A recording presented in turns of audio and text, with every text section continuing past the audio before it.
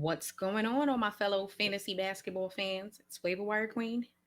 I don't know about you guys, but I am ready for week 4 and I am looking for the best players to add via the waiver wire.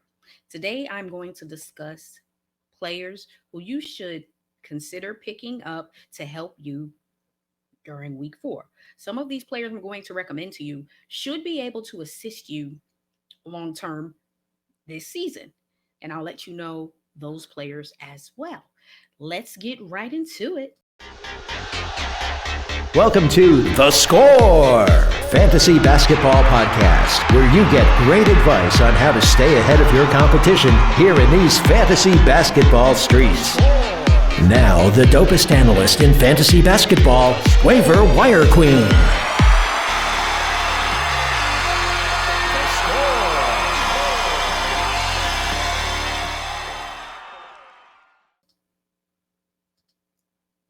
So the first player who is on this list, and this player I discussed during preseason because I recommended him being drafted in the later rounds because he was going to have increased value this season, Reggie Jackson. The reason why I mentioned Reggie Jackson earlier, the start of the season, and also as well as during the preseason, is because his value was going to be much higher with Kawhi out, and he played his tail off during the postseason. So he was one of those players that the Clippers could not sit on the bench. If Ty Lue had Reggie Jackson sitting on the bench, not playing much this season, everyone was going to be looking at him sideways, including Reggie Jackson and all Clippers fans. So he is playing. He is filling in and helping that team out. He's rostered right now in a little over 66, 67% of Yahoo leagues, which means he is available around 34, 35%. So if you are able to pick him up, what are you getting? You are getting a player who is going to give you 26 to 28 fantasy points on a nightly basis. And that is really good from a player who is going to come off your bench because you didn't draft him to be a starter. You drafted him with the intent to come off your bench and help. And you know when he's going to help? On those nights when you don't have players available to start, injuries, COVID protocol, load management, because you know how we feel about load management, and any other issues. Or he may just be playing better than someone in your starting lineup. And it's nothing wrong with moving someone who you drafted to start, who isn't playing well, and putting them on the bench and going with someone who is playing much better. You just got to spot these things, and he is a great ad. His statistics for the season is really good. He's averaging 16.8 points, and he's giving you 3.9, almost 4 rebounds a game. He's going to give you 4 assists. So that is really good value, and he's still available. And like I said, again, it's a little over 30%, but nonetheless, he's still available. I've seen him in 2 of my leagues, so I'm going to kindly put a claim in for him because he has long-term value. Even if Kawhi was to come back this season, Reggie Jackson has long-term value because he's going to be a part of what they were doing, and he's going to play well. He's been playing well, and I don't really anticipate Kawhi coming back anytime soon, and I don't think they do. So this is someone who is going to get the minutes. He's going to play, so he's going to produce, and obviously he's going to help your team win. So pick him up, y'all. Let's talk about Franz Wagner. Now, I discussed him earlier this week as one of the top forwards to pick up. To me, he is still out there more than he should be. He should be rostered at least 90%, hell, damn near close to 100%, since he is performing so well. But nonetheless, he is only rostered at 66, 67% in Yahoo leagues, which tells me, and it tells all of us based on the percentages, that he is still available. He's available in at least 2 of the leagues I'm in, and I'm going to go pick him up. He is going to give you between 23, 25 fantasy points on a nightly basis, which is really good for a player who's going to come off your bench. He's going to shoot well. He's shooting well from the field, and he's shooting really well from 3-point percentage. So That means he is definitely someone you can look at on nights where you have to insert him in your starting lineup. If you are in a categories based league, he is going to help you in field goal percentage and 3 point percentage. His season stats is going to give you 14 points, 3.5 rebounds, um, 1.9, almost 2 assists, and he's going to get you a steal. So he may not be the greatest defender, but hell, he may get you a steal here or there. So he is someone who has long term value. And the reason why I feel he has long term value is because he is a part of that rebuild. Orlando, obviously, we know they on rebuild mode. He has played better than everyone expected. I think the only people who expected him to play well was the Magic, which is why they drafted him. But nonetheless, we understand that this young man is playing good basketball, and we want players like that to come off our bench to help our team. So, what are we going to do? We're going to draft him with confidence, guys. We're going to pick him up with confidence. So, if you have the opportunity to pick up someone like Wagner, you do so with confidence and know that you are getting someone with great value who is going to have long term value. And if you are in a dynasty league, I encourage you to put a claim in for him because he's going to help your team most nights. Let's talk about Terrence Mann. We just gonna keep it in the Clippers because I got another Clipper player too on this list. So Terrence Mann was another one of those players I projected would benefit from Kawhi Leonard missing time to start the season or possibly the entire season. So nonetheless, he is available and at a little over 70% of leagues, which is very high.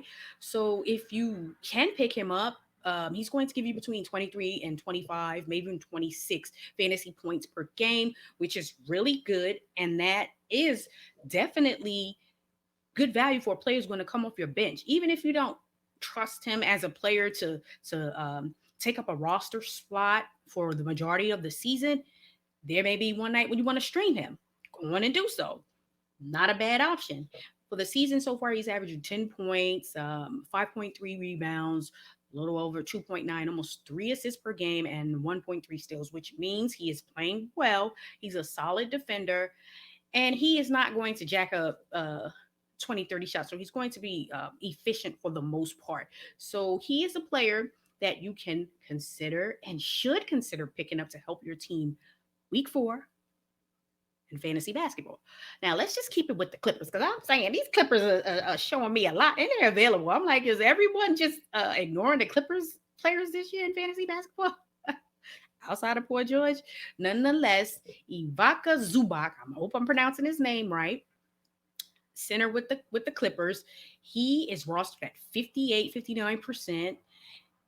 He's going to give you between 20 and 24 fantasy points. And he's not going to play a lot of minutes, but he is going to produce within the limited amount of time that he gets. It's been like that since he was drafted in the NBA. So that is what you can expect from him. Not a lot of minutes, but he's going to give you points and rebounds. Damn near a double-double some nights. So he's averaging 8.9 points, 6.6 rebounds, and 1.6 assists per game, which is really good for a center to come off your bench. Or if you do not feel confident that he should be taking up a roster spot on your team, he is a player that you can pick up to help your team, maybe as a spot start if you are struggling at the center slot. And if you have players who are out due to injuries and other issues that may have your team vulnerable at the center position on any given night. So consider him. Again, just remember, he's not going to play a whole lot of minutes, but when he plays, he's going to produce. And that is fine with us. Just imagine if he was playing 40 minutes per game, or at least 30, 35. Stats will be up. He would be, to me, averaging a double-double on the season, but nonetheless, he isn't. So let's talk about Keldan Johnson. To my surprise, he is available in one of the leagues I am in, and I may consider picking him up. Don't know yet. Kind of just trying to get a feel. He's kind of struggled the last few games, but nonetheless, that's going to happen with young players. He's definitely a player you should check for in a dynasty league. If he's available in any dynasty leagues that you are in, you make sure you pick him up. Now, he is rostered in over 80% of leagues, which means he is most likely not available. You got a 20% chance if you are in a Yahoo league, but nonetheless, it's still a chance. Look at me. He's available in one of my leagues. This is a redraft league, and I feel like I'm going to go in another direction because Reggie Jackson is available, and I need some help at the guard spot. But nonetheless, if you need help and Keldan Johnson is available and you are looking for forward play, just know that his fantasy points is going to get you on a nightly basis is going to be between 25 and 28 points, which is really good. He's averaging 15.6 points, 5.8, almost 6 rebounds, and 2 assists, and is going to get a steal. So he is a really good ad. He should be rostered at 100%, in my opinion. They are rebuilding. They are allowing the youth to play because they don't have any choice. And he's playing, and he's playing well. Him and DeJounte Murray are pretty much a few of the bright spots on that team right now with a few other players who are playing well. But nonetheless, if he's available, he should be rostered, in my opinion, at 100%. And that's crazy to me. But nonetheless, this is good if you were looking for a player and you're like, oh, Keldan Johnson is available. You pick him up because nonetheless he'll come off your bench and help you. Not saying you're picking him up to be a starter, but he can help your team even if he's in a mini slump. He's going to stay within the 25 to 28 fantasy points per night to me for the season. So if he's playing bad the last 2 games or just hasn't scored as many points, and someone released him, you jump all over it and pick him up because to me, he has the long-term value for this season. And again, in a dynasty league, he's a young player. You're building your franchise and you want a young player on your team. So, hey, if somebody else wants to drop him and they've given up on him, then you can pick him up. If nonetheless, if you need him to spot start a night, that 25 to 28 points is really good. I always say half a loaf is better than no loaf, aka some points is better than no points because that zero may be the difference between you winning and losing. So you always want to start players in a points-based league. So for someone to have released him in the league I'm in, don't know why. Like I said, they could have been impatient with the last few games, not producing as much. But nonetheless, the kid has talent and he should be rostered at 100%. So the fact that he isn't, that means there is a chance that you can pick him up and you know what you need to do. Go on and pick him up, y'all. Don't wait till somebody else think the same thing you're thinking. You do it. Act now. Because again, what do? We act to stay ahead of our competition in these fantasy basketball streets. Y'all know what it is. Another player you should pick up because this guy is playing extremely well this season is Desmond Bane. He is guard with the Grizzlies. They're playing really good. He's playing with my boy, Morant. They are playing really well. Morant's playing very well. I'm very pleased with having him in the league. But nonetheless, Bane is averaging 16.7 points on the season, 3.6 assists, and two assists, which is very good. He's averaging 2 assists, which is very good. Fantasy points, he's going to get you between 23 to 26 points on a nightly basis, which is really good. Again, this is a player you want to spot start, or this is a player that you can put and have to come off your bench. Let's face it, if you're in a deep league, you got to know that somebody like Bane is a player you may have to have on your bench. And if he's giving you between 23 and 26 fantasy points, that is good value to come off your bench and help some nights. Just know he's not going to play every night. So you don't have to worry about, oh my God, I'm only getting 23 points out of my guard. This is a player who's going to come off your bench. You still have to build your bench as well as your starters. So you got to know that sometimes Bane is all you may be able to have as an option on waivers, and it's not a bad option, especially when he's averaging 16.7 points and he's getting almost 4 rebounds per game. Very good value. He's rostered at 68% and Yahoo leagues and other fantasy basketball platforms like ESPN as well. So if you can pick him up, he is a player that I would definitely put a claim in for to help my team. And a player, I'm not going to hack up his name, Alperen Sengun. I think I got it, y'all. That's right. Center with the Rockets. He's obviously not going to start because Christian Wood is the guy. So expect him to come out there and just help your team.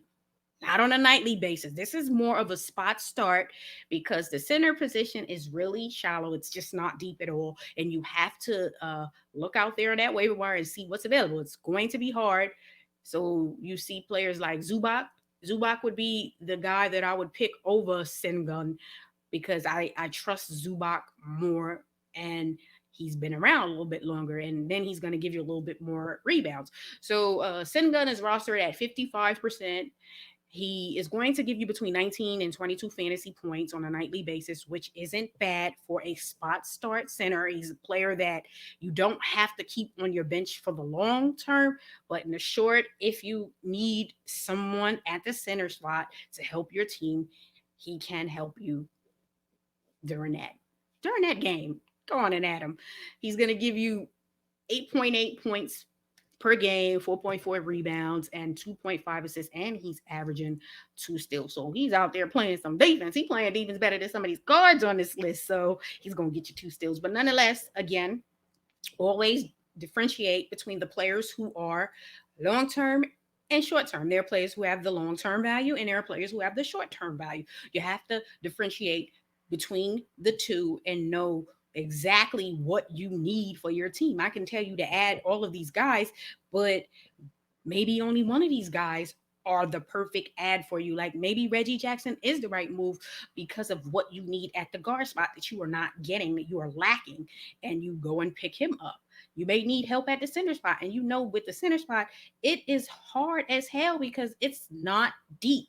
It is really, really not deep, but nonetheless, Zubac is out there. He's at least out there 45% available. So that means there's a 50% chance almost that he is available and can help your team. So again, just think about what you really need and what's going to help you going forward, and then make the necessary adjustments because we got to stay ahead of our competition so we can have a great chance to perform and win every week. Definitely need to compete at the highest level every week. We cannot slack. We have to do what we have to do because we're trying to win out here in these fantasy basketball streets. I don't know about y'all, but I am trying to win. That is the ultimate goal. I don't care if you are in a money league, free league. The ultimate goal is to win your league, and that is why we do so much research and we tune into the Waiver Wire Queen on the Score Fantasy Basketball Podcast. All right, y'all, make sure you hit the like button, leave some comments, because I will definitely respond to all your questions and anything that you want to know regarding fantasy basketball. Just let me know, and I'll definitely get back to you. Make sure you subscribe to the channel. The Score Fantasy Basketball Podcast is available on Spotify and Apple. All right, y'all.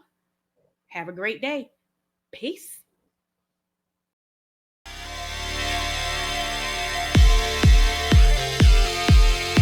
Thanks for listening to The Score Fantasy Basketball Podcast. Be sure to subscribe to The Score for more fun and great advice on how to win at fantasy basketball. And if you've got comments or questions about The Score, send them to waiverwirequeen@gmail.com. The Score.